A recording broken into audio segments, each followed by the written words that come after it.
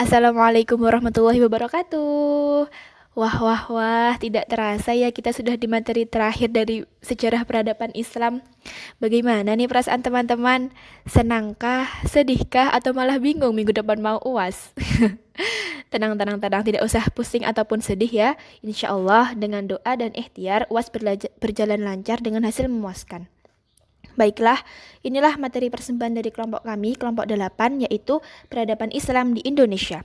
Sebelumnya, saya perkenalkan dulu anggota kelompok kami yang terdiri dari saya, Vicky Afif Al-Mu'allimah, Wahyu Bima Saputra, dan yang terakhir, Zahratul Munawwarah. Selamat menikmati. Baiklah, langsung ke pembahasan pertama, yaitu sejarah masuknya Islam ke Indonesia. Mengenai kapan waktu Islam masuk di Indonesia ini masih terjadi banyak perselisihan antara banyak sejarawan.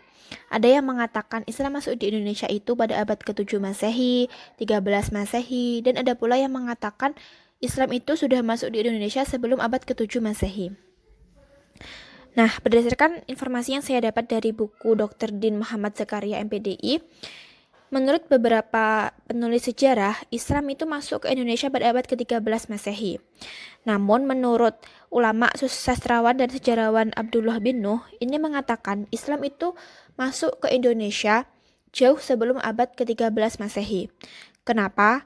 Karena Indonesia dan sekitarnya itu sudah menjalin hubungan perdagangan dengan bangsa Arab jauh sebelum Rasulullah hadir. Kemudian, faktor yang menyebabkan Indonesia mudah dikenal oleh bangsa lain yaitu karena letak geografisnya yang strategis. Indonesia berada di persimpangan jalan raya antara jurusan Timur Tengah menuju Tiongkok, sedangkan jalur lautnya itu di antara persilangan Amerika dan Australia. Faktor yang kedua yaitu karena kesuburan tanahnya yang bisa menghasilkan bahan-bahan keperluan hidup yang dibutuhkan oleh bangsa-bangsa lain seperti rempah-rempah.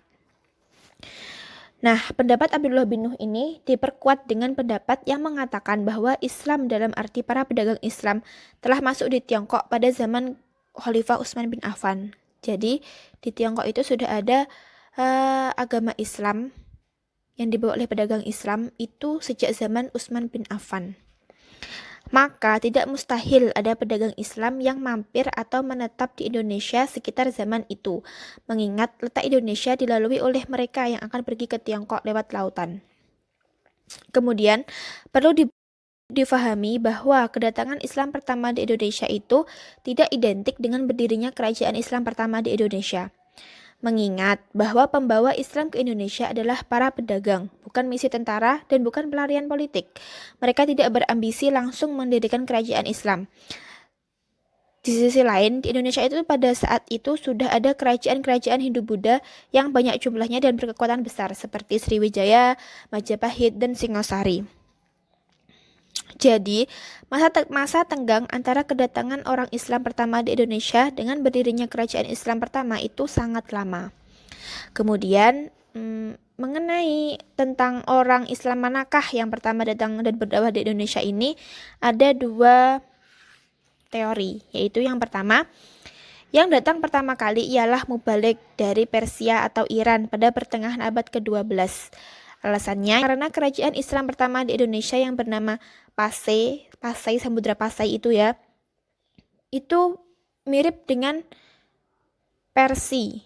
Ditambah lagi kenyataan bahwa orang Islam Indonesia sangat hormat kepada keturunan Sayyid atau Habib yang mengaku sebagai keturunan Hasan dan Husain putra Ali bin Abi Thalib.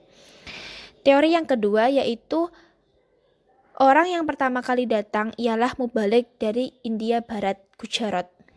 Alasannya, karena ada persamaan bentuk nisan dan gelar nama dari Mubalik yang orang Belanda dianggap sebagai kuburan orang-orang Islam yang pertama di Indonesia. Namun, sekarang dua teori ini itu dianggap lemah. Karena kata Pasai atau Pasai bukan dari kata Persi, tetapi dari kata pasir, karena di daerah tersebut tanahnya itu bercampur dengan pasir. Orang Aceh menyebut pasir dengan Pasai. Adapun kehormatan yang diberikan kepada para sayyid oleh orang Islam Indonesia itu bukan pengaruh mazhab Syiah. Dalam mazhab Sunni Ahlus Sunnah wal Jamaah juga ada ajaran tentang penghormatan kepada keluarga Nabi Muhammad yang disebut Ahlul Bait. Kemudian pendapat yang kedua yaitu pendapat tentang orang Gujarat tadi, itu juga dilemahkan dengan alasan ditemukannya bukti-bukti baru yang lebih kuat yang menyatakan bahwa mubalik pertama adalah orang-orang Arab. Thomas B. Arnold dalam bukunya The Pressing of Islam mengatakan bahwa pada abad ke-7 Masehi di pantai Pulau Barat Sumatera sudah didapati suatu kelompok perkampungan orang-orang Arab. Telah dibuktikan pula adanya kuburan orang-orang Arab di Baros, terletak antara Tapanuli dan Aceh. Kemudian pendapat yang ketiga ini mengatakan bahwa Islam itu masuk di Indonesia pada abad ke-7 Masehi, yaitu berdasarkan hasil seminar masuknya agama Islam di Indonesia yang diselenggarakan di Medan pada tahun 1963. Ini menyimpulkan sebagai berikut. Yang pertama yaitu menurut sumber bukti yang terbaru, Islam pertama kali datang di Indonesia itu pada abad ke-7 Masehi atau 1 Hijriah yang dibawa oleh pedagang dan mubalik dari negara Arab. Kesimpulan yang kedua yaitu daerah yang pertama dimasuki ialah pantai Pulau Sumatera, yaitu di daerah Baros, tempat kelahiran ulama besar bernama Hamzah Fansuri. Adapun kerajaan Islam yang pertama ialah di Pasai. Kesimpulan yang ketiga yaitu dalam proses pengislaman selanjutnya, orang-orang Islam bangsa Indonesia ikut aktif mengambil bagian yang berperan dan proses itu terjadi secara damai. Ini ya yang menjadi ciri khas Islamnya Indonesia itu damai Islamnya. Tidak seperti Islam di Arab keras itu ya. Kesimpulan yang keempat yaitu kedatangan Islam di Indonesia ikut mencerdaskan rakyat dan membina karakter bangsa. Tersebut dapat dibuktikan pada perlawanan rakyat melawan penjajah bangsa asing dan daya tahannya mempertahankan karakter tersebut selama dalam zaman penjajahan barat dalam waktu 350 tahun. Kemudian para mubalik ini bisa berhasil ya menyampaikan Islam di Indonesia ini karena sikapnya yang simpatik dan status ekonominya yang lebih baik. Sedangkan cara-cara Islamisasi di Indonesia ini ada 5, yaitu meliputi perdagangan, perkawinan, pendidikan, kesenian, dan politik. Itulah penjelasan dari saya dan akan dilanjutkan oleh saudara Bima. Nama saya Wahyu Bima Saputra. Saya akan menjelaskan tentang perkembangan Islam di Indonesia dan berdirinya kerajaan-kerajaan Islam. Sebelum Islam datang ke Indonesia, telah berkuasa kerajaan-kerajaan Hindu dan Buddha. Di antaranya ada kerajaan terbesar yang menguasai dan mengendalikan pulau-pulau di Nusantara, yaitu Kerajaan Sriwijaya di sekitar Palembang, Sumatera Selatan, dan Singasari, selanjutnya yaitu Majapahit. Pada abad ke-7 Masehi, Islam belum menyebar secara luas merata ke seluruh Nusantara. Hal itu dikarenakan pengaruh agama Buddha masih memegang peranan di Kerajaan Sriwijaya, terutama di dalam kehidupan sosial, politik, perekonomian, dan kebudayaan. Nah, pada masa abad ke-13 Masehi, kerajaan ini mengalami masa kemunduran. Dalam kondisi seperti ini, pedagang-pedagang Muslim memanfaatkan politiknya dengan mendukung daerah-daerah yang muncul dan menyatakan diri sebagai kerajaan yang bercorak Islam. Nah, dari uraian di atas menunjukkan bahwa cikal bakal kekuasaan Islam itu sudah dirintis sejak abad ke-7 Masehi, tetapi semuanya tenggelam dalam hegemoni maritim Sriwijaya yang berpusat di Palembang dan kerajaan Hindu Jawa, seperti kerajaan Medang, Kediri, Singasari, dan Majapahit di Jawa Timur.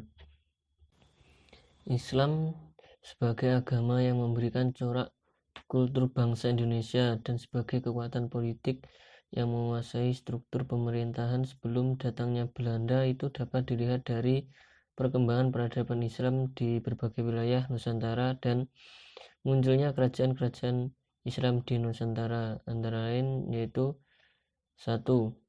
Kerajaan Perlak. Menurut Muhammad Samsu, kerajaan pertama di Nusantara adalah kerajaan Islam Perlak yang berdiri pada abad ke-3 Hijriah atau abad ke-9 Masehi. Kemudian dengan rajanya yang bernama Abdul Aziz dan tempatnya itu di sekitar Aceh. Kemudian yang kedua yaitu kerajaan Pasai. Kerajaan Pasai atau kerajaan Samudra di daerah Aceh ini berdiri pada abad ke-10 Masehi, yaitu rajanya yang pertama yaitu Meurah Silu atau Al-Malik Al-Saleh yang memerintah Samudra Pasai pada tahun 650 sampai 688 Hijriah atau 1261 sampai 1289 Masehi. Pendidikan yang berlaku di zaman Kerajaan Pasai sebagai berikut: materi pendidikan dan pengajaran agama di bidang syariah. Pendidikan secara non-formal berupa majelis taklim dan halaqah. 3. Pejabat pemerintah merangkap sebagai tokoh ulama. 4. Biaya pendidikan bersumber dari negara. Yang ketiga yaitu Kerajaan Aceh. Kerajaan Aceh berdiri sekitar 12 Dzulhijjah 916 Hijriah atau 1511 Masehi dengan raja yang bernama Sultan Muhammad Syah. Tempatnya juga di Aceh.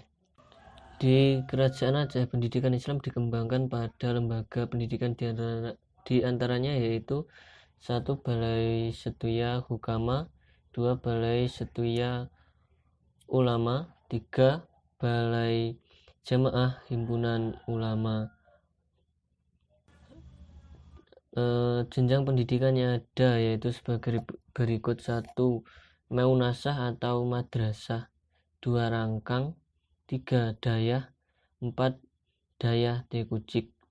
Yang keempat yaitu Kerajaan Siak atau Riau, diperkirakan berdiri pada abad ke-12, yaitu dapat dilihat pada peninggalan kuburan tahun 1128 Masehi yang bercorak Islam dengan raja yang bernama Sultan Abdul Jalid. Tempatnya yaitu di Riau. Yang kelima yaitu Kerajaan Minangkabau, Sumatera Barat. Jalan dengan ekspansi Aceh tersebut masuk pula agama Islam dan cepat dan pesat ke daerah pesisir Sumatera Barat ini. Dengan ini nama rajanya Alam Alif, tempat Sumatera Barat. Salah seorang murid Syekh Abdul Rafiq Singgil yang bernama Syekh Burhanuddin pada tahun 1600 Masehi mulai mengajar agama di Ulaan atau Pariaman. Murid-murid Syekh tersebut banyak sekali yang datang menuntut ilmu dari agama dari luar negeri Minangkabau. Murid-muridnya inilah kemudian menyebarkan Islam di Minangkabau. Beliau mengajarkan agama Islam kepada murid-muridnya, tempatnya itu di Surau. Yang keenam ada Kerajaan Sriwijaya. Kerajaan Sriwijaya berdiri tahun 960 Masehi dengan raja yang bernama Sri Udaya Dityawarman. Tempatnya Sumatera Selatan. Khusus untuk Sumatera Selatan, masuknya Islam ke sana selain disiarkan oleh bangsa Arab sebagai pedagang utusan dari Daulah Umayyah dan Daulah Abbasiyah, juga oleh pedagang Sriwijaya sendiri yang berlayar ke negara-negara Timur Tengah. Yang ketujuh, Jawa. Di Jawa terdapat Kerajaan Majapahit yang dirajai oleh Sri Kertabumi. Tahun berdiri yaitu 1293 Masehi. Tempatnya ya di Jawa. Untuk Islam pertama kali masuk di Jawa pada abad 14 Masehi atau tahun 1399 Masehi, dibawa oleh Maulana Malik Ibrahim dengan keponakannya yang bernama Mahdun Ishaq yang menetap di Gresik. Lalu Raja Majapahit yang bernama Sri Kertabumi tersebut mempunyai istri yang beragama Islam bernama Putri Cempaka. Nah, kejadian tersebut sangatlah berfaedah bagi dakwah Islam, yaitu ketika Putri Cempaka itu melahirkan putra yang bernama Raden Fatah, yang selanjutnya Raden Fatah tersebut menjadi raja Islam yang pertama di Jawa, yaitu di Demak. Ada hubungan timbal balik antara peranan ulama dengan kerajaan Demak di bidang dakwah Islam, yakni berdirinya kerajaan para wali. Raden Fatah menjadi raja juga berkat dukungan para wali. Pada tahun 1476, Raden Fatah mendirikan pondok pesantren Gelagah Arum yang menjadi kota Bintoro serta mendirikan organisasi dakwah bernama Bayangkari Islam. Dakwah Islam di Jawa makin memperoleh bentuknya yang lebih mantap dengan adanya pemimpinan yang disebut Wali Songo. Wali Songo itu adalah tokoh pemimpin dakwah Islam yang berjumlah 9. Mereka adalah 1. Maulana Malik Ibrahim atau Maulana Syekh Maghribi, Sunan Ampel, yaitu namanya Raden Rahmat, Sunan Bonang Maulana Malik Ibrahim, Sunan Derajat yaitu Raden Qasim, Sunan Giri yaitu Raden Paku, Sunan Kudus Raden Amin Haji, Sunan Muria Raden Prawoto, Sunan Kalijaga Raden Syahid, Sunan Gunung Jati Abdul Qadir. Nah, itulah tadi nama dari ke-9 wali yang disebutkan di atas. Wali Songo ini jika ditinjau dari kepribadian dan perjuangan dakwahnya memang termasuk kasih Allah. Sedangkan kalau ditinjau dari tugasnya dan fungsinya dalam kerajaan Demak, mereka adalah para penguasa pemerintahan. Oleh karena itu, mereka mendapat gelar susuhan atau sunan, yaitu sebagai penasihat dan membantu raja. Tetapi di lain sisi itu penjajah Barat telah banyak merusak penulisan sejarah, termasuk tentang sejarah Wali Songo. Misalnya Wali Songo sebagai tokoh penyebar agama ajaran Islam yang didistorisasikan atau diselewengkan sejarahnya dengan penuturan dongeng yang seperti tokoh Islam yang tidak mengenal syariat Islam. Dituturkan para Wali Songo ini masih menjalankan ajaran Hindu, masih melakukan bertapa atau berpuasa pati geni tanpa makan, sahur dan berbuka, bertapa di gunung atau di hutan atau di pinggir kali dalam waktu berbulan-bulan atau bertahun-tahun hingga tidak sempat lagi menjalankan sholat 5 waktu. Hal itu menyebabkan dampaknya terhadap masyarakat, yaitu pembaca penulisan sejarah Wali Songo yang sedemikian melahirkan aliran kejawen di Jawa Tengah dan Jawa Timur, sedangkan di Jawa Barat yaitu aliran Kesunden.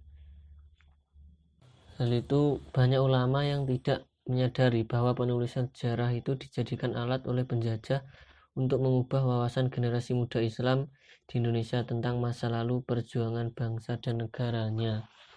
Adapun kerajaan ke-8 yaitu Madura. Madura berdiri pada tahun 1415 Masehi dan Raja Pangeran Setyodiningrat III, tempatnya ya Madura. Islam masuk ke daerah Sumenep dan sekitarnya di masa pemerintahan Panembahan Mandraka atau Raden Piturut. Ada 2 alasan para sejarawan, yaitu 1. Panembahan Mandaraka menikah dengan Nyai Ketel, seorang putri cucu Gunung Giri. 2. Makamnya di desa Mandaraga, Keles, Ambuten nampak bercorak Islam. Yang ke-9 ada Kerajaan Maluku.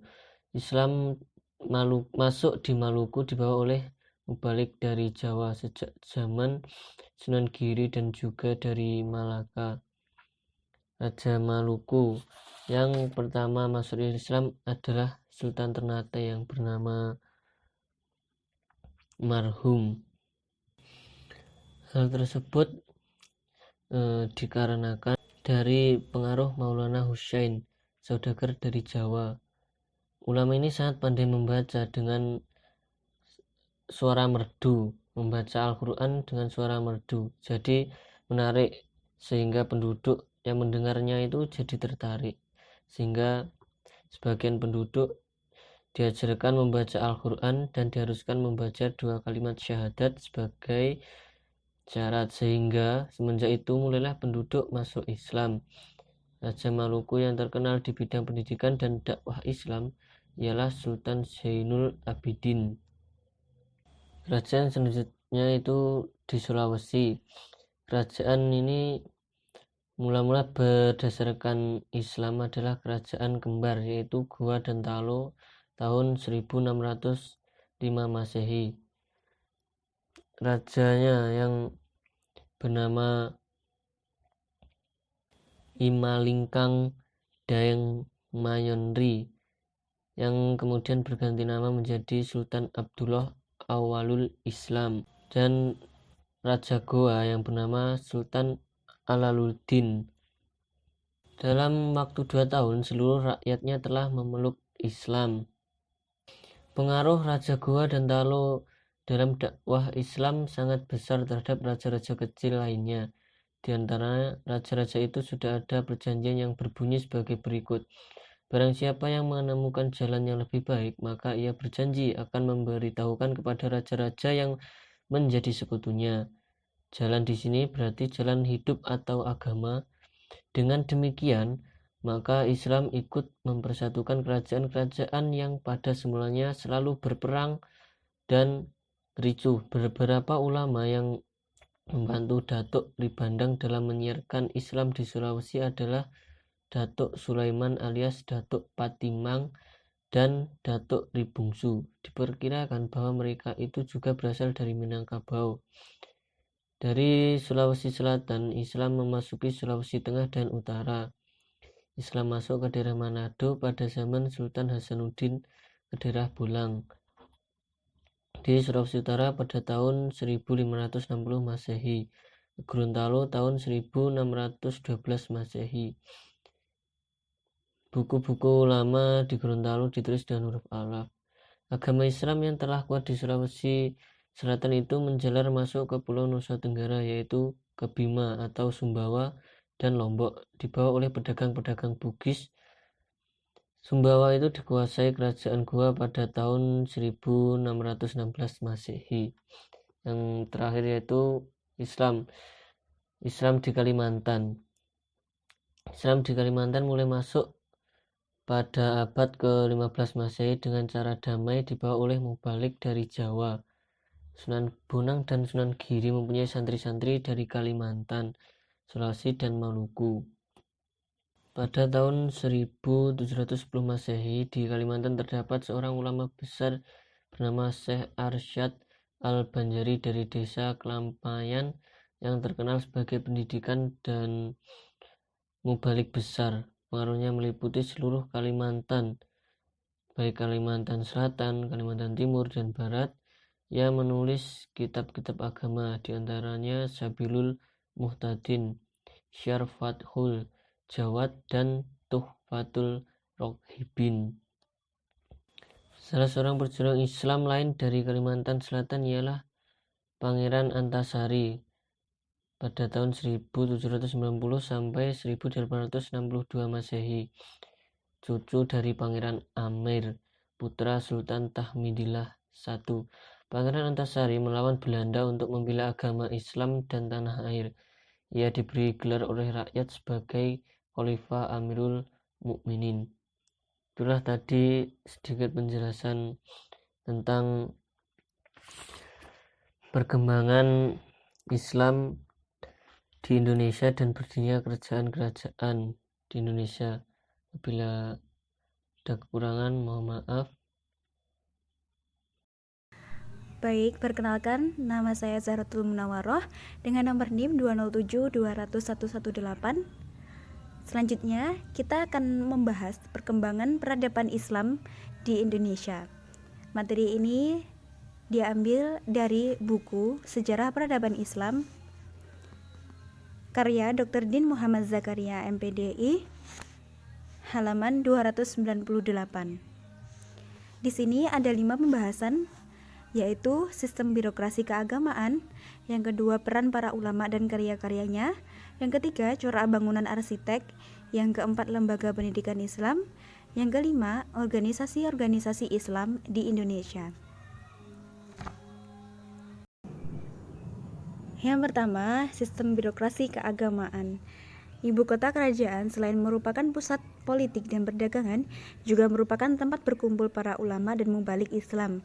Ibnu Battuta menceritakan, Sultan Kerajaan Samudra Pasai yaitu Sultan Al-Malik Az-Zahir dikelilingi oleh ulama dan mubalik Islam, dan rajanya sendiri pun sangat menggemari masalah-masalah keagamaan.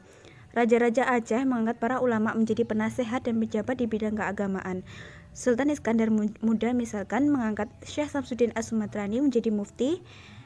Sultan Iskandar Sani mengangkat Syekh Nuruddin Ar-Raniri menjadi mufti kerajaan, dan Sultanah Asyafiyatuddin Shah mengangkat Syekh Abdurrahman Abdur Rauf Singkil. Di samping sebagai penasihat juga, para ulama duduk dalam jabatan-jabatan keagamaan yang memiliki tingkat dan istilah yang berbeda-beda di antara satu daerah dengan daerah lainnya. Pada umumnya disebut dengan qadhi.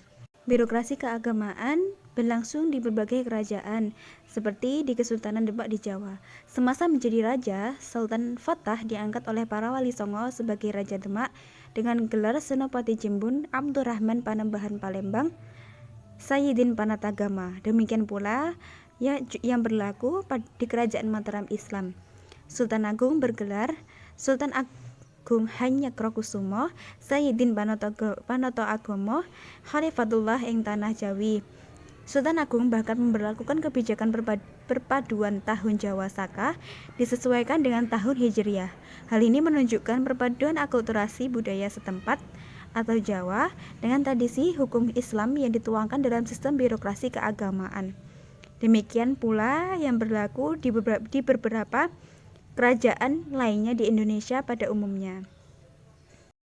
Yang kedua, peran para ulama dan karya-karyanya. Ulama memiliki peran yang sangat besar dalam penyebaran dan pertumbuhan kebudayaan umat Islam di Indonesia. Setidaknya ada dua cara yang bisa dilakukan. Pertama, membentuk para kader ulama yang akan bertugas sebagai mubalik ke berbagai daerah yang lebih luas. Yang kedua, melalui karya-karya terbesar dan dibaca di berbagai tempat yang jauh. Banyak sekali para ulama dengan berbagai karya-karyanya. Para tokoh ulama pertama di Indonesia diantaranya adalah Hamzah Fansuri, yaitu seorang tokoh sufi yang terkemuka yang berasal dari Fansur atau Pansur, Sumatera Utara.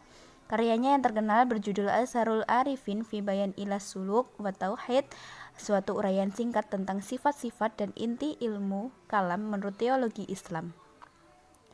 Karyanya yang bersifat mistik atau tasawuf adalah Syair Perahu.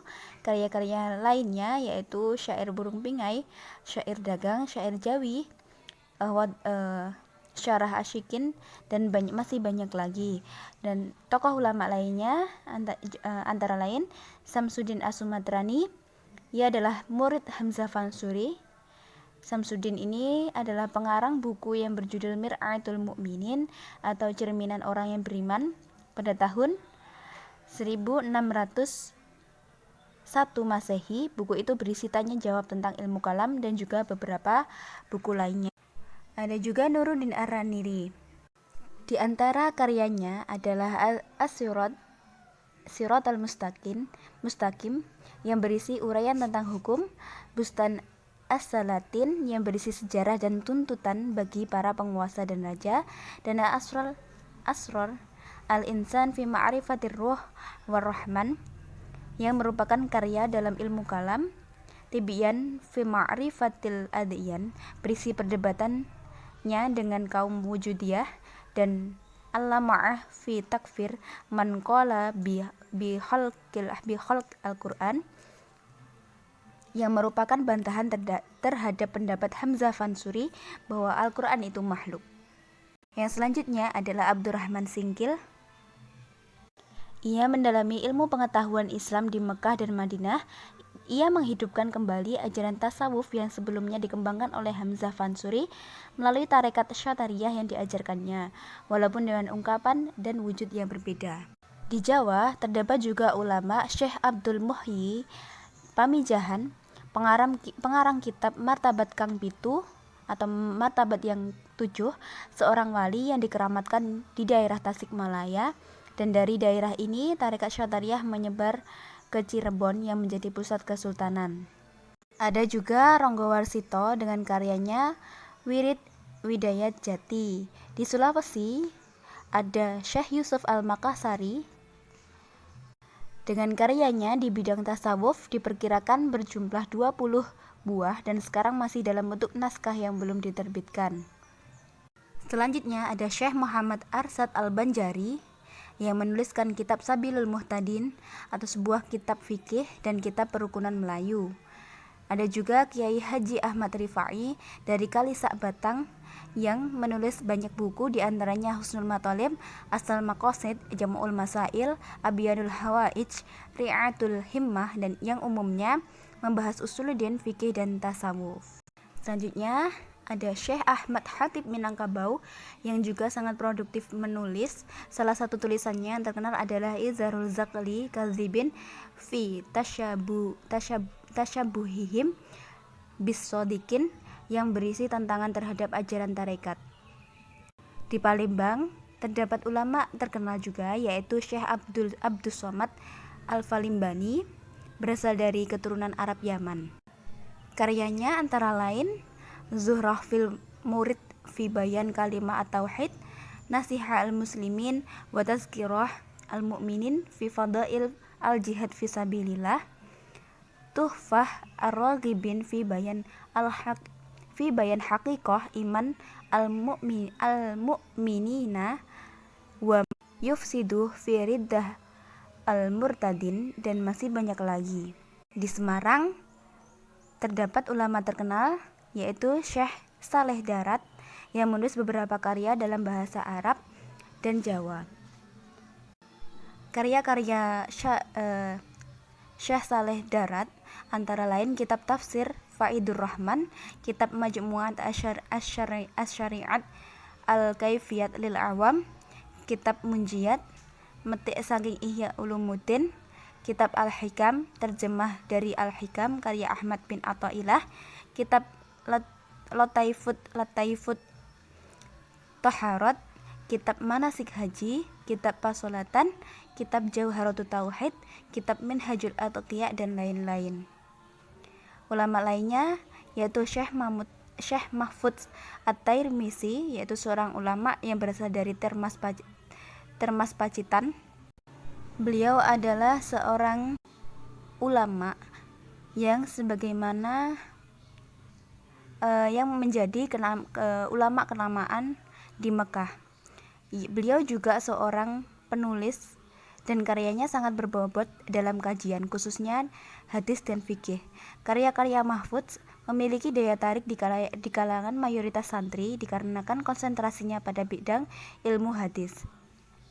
Karya-karya beliau dalam bidang ilmu hadis yaitu Minhaj Az-Zawiyan Al-Nazar, sebuah penjelasan yang cukup rinci atas mazmumah ilmu Al-Azhar, karya Abdurrahman As-Suyuti dalam waktu 4 bulan 14 hari. Kitab ini tebalnya 302 halaman, sebagian besar dikerjakan di Mekah pada tahun 1392 atau 1911 Masehi. Beberapa kitab lainnya yaitu Muhibah Dhi Al-Fadl ala Syarh Muqaddimah Bafadl, Tanwir As-Sadr fi Qira'ah Al-Imam Abi Amr, As-Siqayah Al-Mardiyah fi Asma' Al-Kutub Al-Fiqhiyah Asy-Syafi'iyah berbahasa Arab. Jawa Timur juga terdapat Kiai Haji Hasyim Asy'ari yang dikenal sebagai seorang ulama, pendiri pesantren Tebu Ireng Jombang, dan juga pendiri Nahdlatul Ulama.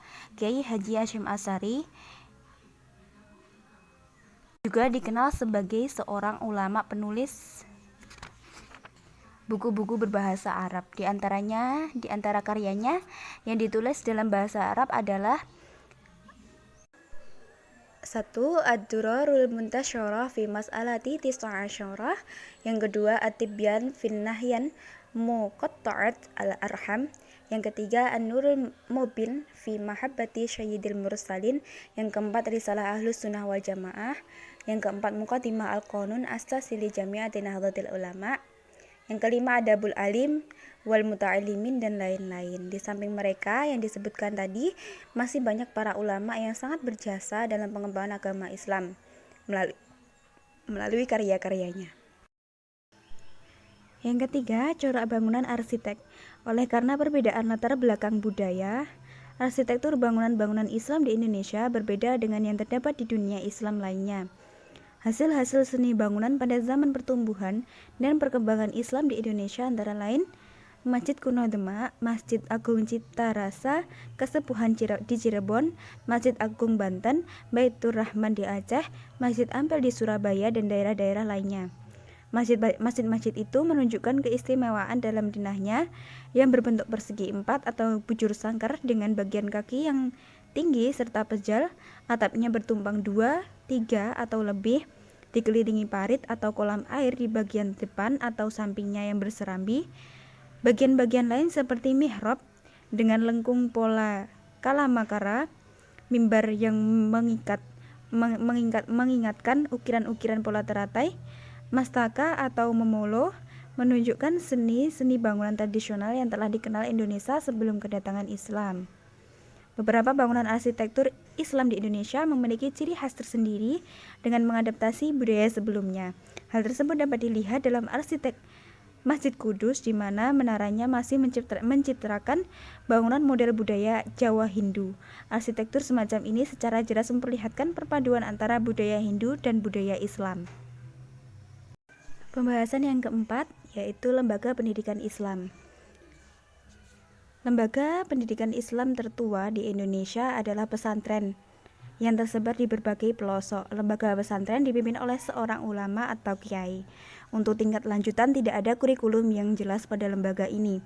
Kemajuan seorang penuntut sangat ditentukan oleh kerajinannya, kesungguhan dan ketekunan masing-masing. Pesantren sebagai lembaga pendidikan Islam mempunyai kontribusi yang sangat besar dalam pembentukan budaya masyarakat Islam di Indonesia.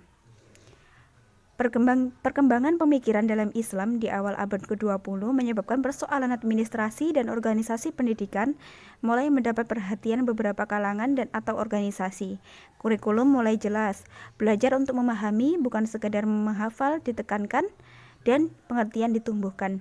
Itulah yang dinamakan dengan madrasah. Pada umumnya madrasah dibagi menjadi 2 jenjang, yaitu tingkat dasar yang dinamakan madrasah ibtidaiyah dan tingkat lanjutan yang dinamakan madrasah sanawiyah. Di beberapa sekolah menengah yang berbahasa Belanda seperti MULO dan AMS pada tahun 1930-an diajarkan juga pelajaran agama. Hal yang sama juga berlaku pada zaman kependudukan Jepang dan bahkan lebih teratur. Setelah kemerdekaan Indonesia, terutama setelah berdirinya Departemen Agama, persoalan pendidikan agama Islam mulai mendapat perhatian lebih serius.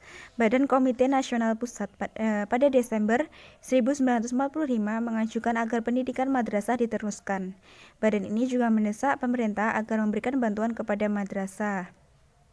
Setelah revolusi selesai, usaha untuk mengkoordinasi sekolah-sekolah agama dimulai kembali di seluruh Indonesia. Setelah itu, banyak lembaga pendidikan agama didirikan. Demikianlah beberapa sekolah agama Islam bisa didirikan oleh Departemen Agama. Sementara itu, perguruan Islam swasta masih dalam proses pembentukan. Adapun bentuk lembaga pendidikan Islam swasta adalah sebagai berikut.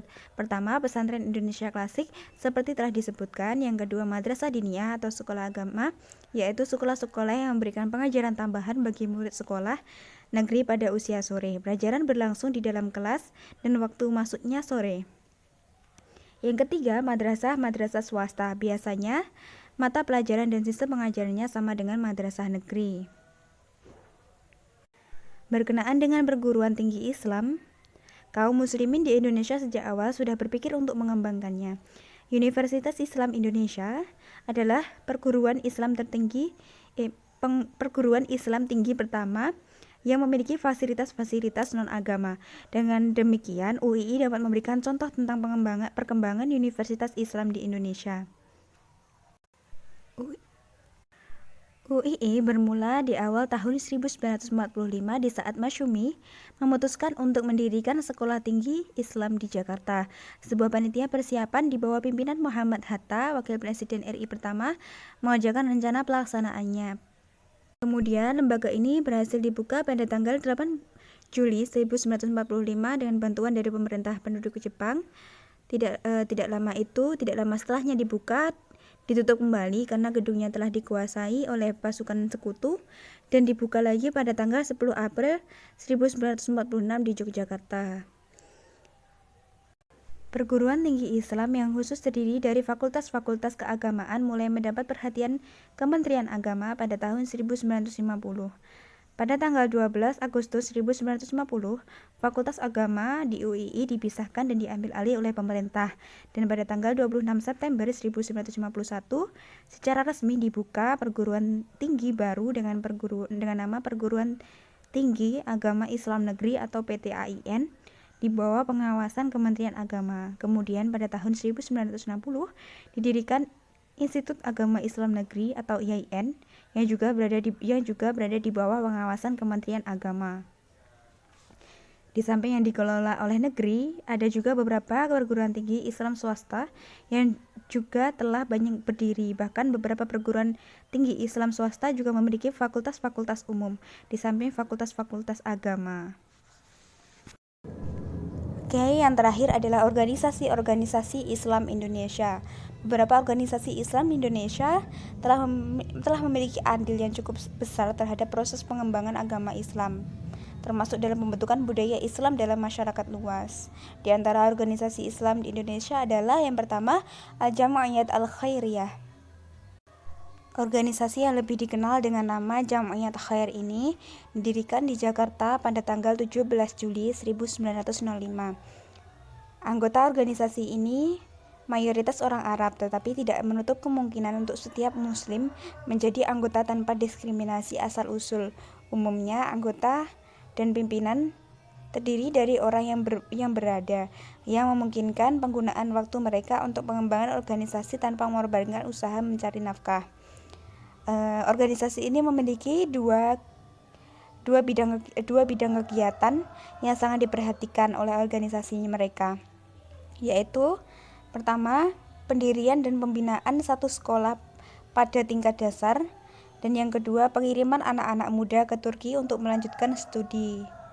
Bidang yang kedua ini sering terhambat karena kekurangan biaya dan juga karena kemunduran khilafah, dengan pengertian tidak seorang pun dari mereka yang dikirim ke Timur Tengah memainkan peranan yang penting setelah mereka kembali ke Indonesia. Yang kedua adalah Syarikat Islam. Syarikat Islam atau SI mula-mulanya adalah Syarikat Dagang Islam yang didirikan oleh Kiai Haji Samanhudi pada tahun 1905 Masehi di Solo. Ada yang menyatakan bahwa SDI mula-mula didirikan pada tahun 1911 Masehi. Kemudian pada tahun 1912, SDI berubah menjadi Syarikat Islam atau SI yang diprakarsai oleh HOS Cokro Aminoto, Abdul Muiz, Haji Agus Salim, dan lain-lain. Awalnya SI ini merupakan organisasi yang bergerak di bidang keagamaan, tetapi kemudian menjadi gerakan politik. Dan pada saat ini SI juga banyak bergerak di bidang dakwah Islam dan sosial. Tokoh-tokoh SI antara lain Haji Samanhudi, HOS Cokro Aminoto, Abdul Muiz, Haji Agus Salim. Yang ketiga adalah Muhammadiyah, salah satu organisasi sosial Islam yang terpenting di Indonesia sebelum Perang Dunia yang Kedua dan mungkin juga sampai saat sekarang ini adalah Muhammadiyah. Organisasi ini didirikan di Yogyakarta pada tanggal 18 November 1912 Masehi, bertepatan pada tanggal 8 Zulhijjah 1930 Hijriah oleh Kiai Haji Ahmad Dahlan atas saran yang diajukan oleh murid-muridnya dan beberapa orang anggota Budi Utomo untuk mendirikan suatu lembaga pendidikan yang bersifat permanen. Organisasi ini mempunyai maksud menyebarkan pengajaran Kanjeng Nabi Muhammad SAW kepada penduduk Bumi Putra dan memajukan agama Islam kepada anggota-anggotanya. Untuk mencapai ini, organisasi ini bermaksud mendirikan lembaga-lembaga pendidikan, mengadakan rapat-rapat dan tabligh yang membicarakan masalah-masalah Islam menetapkan wakaf dan mendirikan masjid-masjid serta mendirikan buku-buku, brosur-brosur, surat-surat kabar dan majalah-majalah. Usaha-usaha lain untuk mewujudkan tujuan itu adalah mengadakan dakwah Islam, memajukan pendidikan dan pengajaran, menghidup suburkan masyarakat tolong-menolong, mendirikan dan memelihara tempat ibadah dan wakaf, mendidik dan mengasuh anak-anak dan pemuda-pemuda supaya kelak menjadi orang Islam yang berarti, berusaha ke arah perbaikan penghidupan dan kehidupan yang sesuai dengan ajaran Islam, dan berusaha dengan segala kebijaksanaan supaya kehendak dan peraturan Islam berlaku dalam masyarakat. Yang keempat adalah Nahdlatul Ulama atau NU.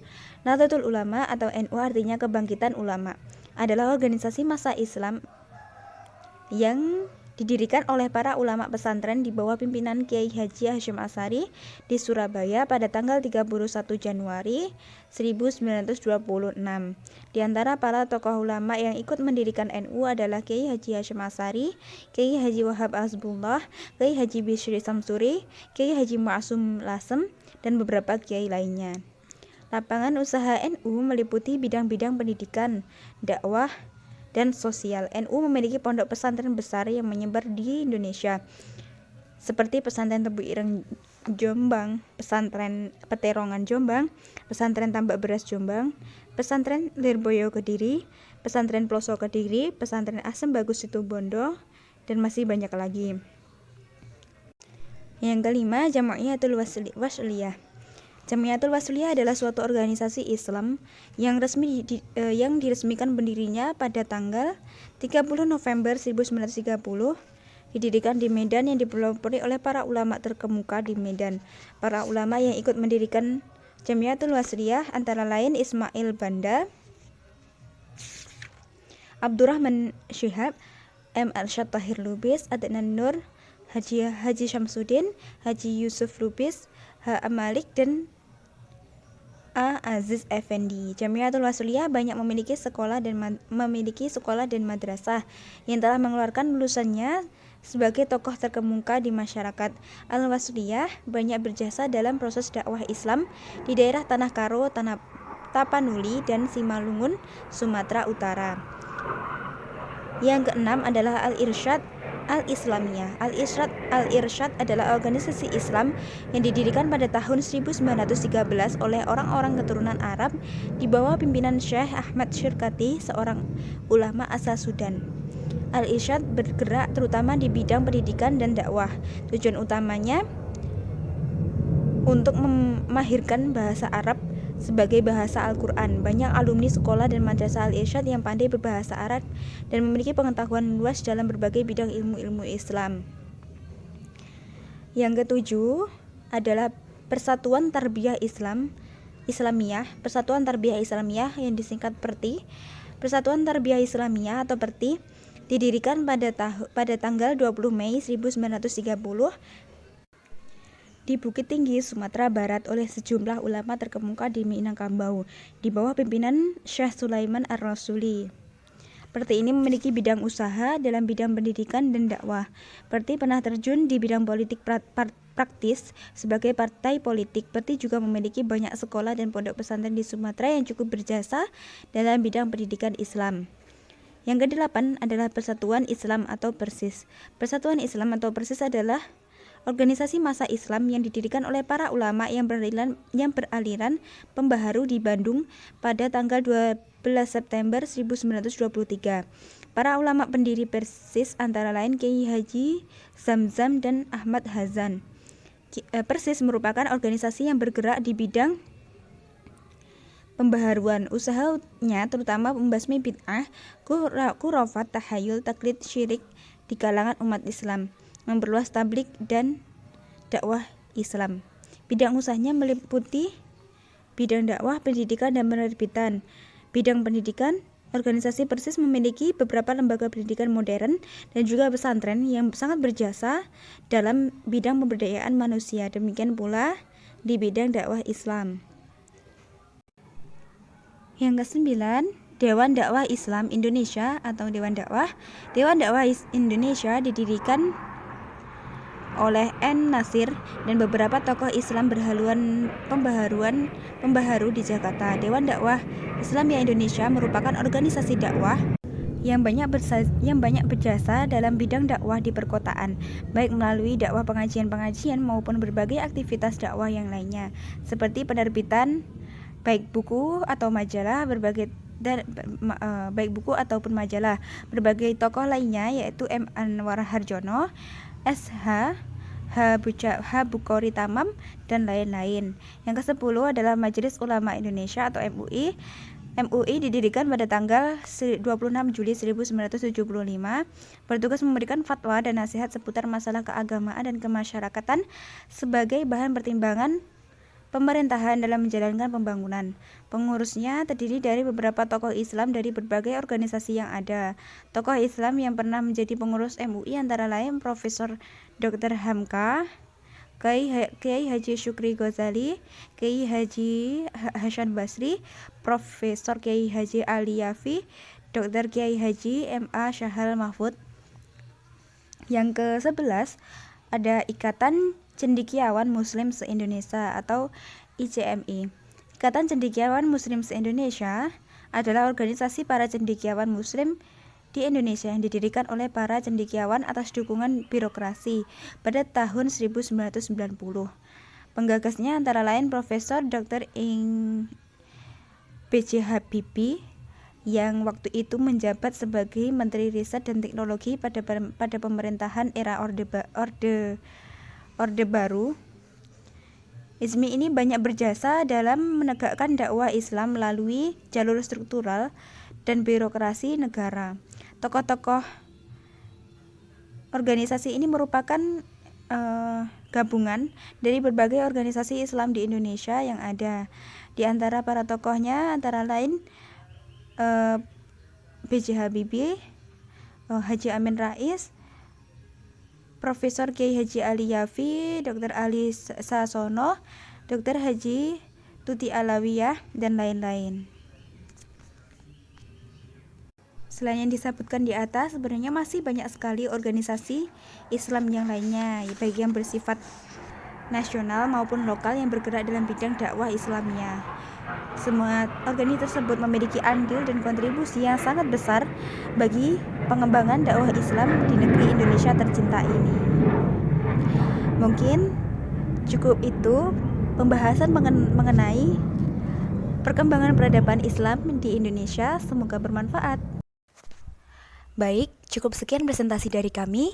Mohon maaf atas segala kekurangan dan kesalahan. Terima kasih atas perhatiannya dan semoga bermanfaat. Akhir kata, wassalamualaikum warahmatullahi wabarakatuh.